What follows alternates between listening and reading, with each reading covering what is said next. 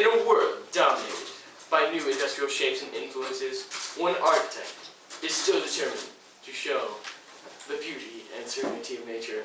This man, Frank Lloyd Wright. And he's speaking with us today. How are you doing, Frank? Very well, thank you. I was just designing another building in my famous prairie style. Oh, would you please tell us more about it? Prairie style homes are influenced by the landscape around them.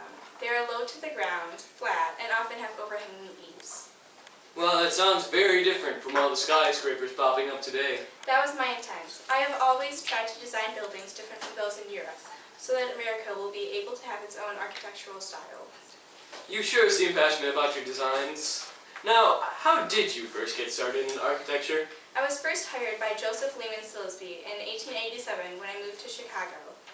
I eventually was hired by Adler and Sullivan. Once I was married, I designed my own house, which quickly led to me accepting independent commissions and opening my own office. But honestly, I have always been interested in architecture.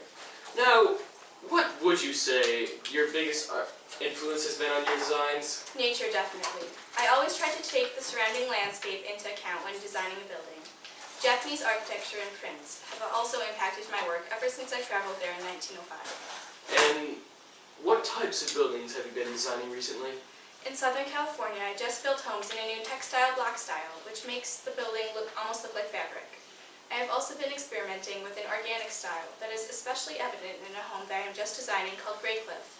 It is on the shores of Lake Erie, and I have even designed the landscape around it. The house allows plenty of sunlight and lake views throughout it.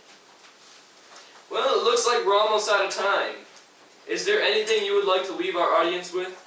I just want Americans to keep in touch with nature and the landscape around them so that they can use it to influence their own original designs.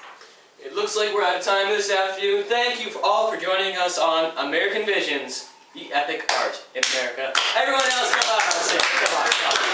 Unfortunately, I'll have to say bye.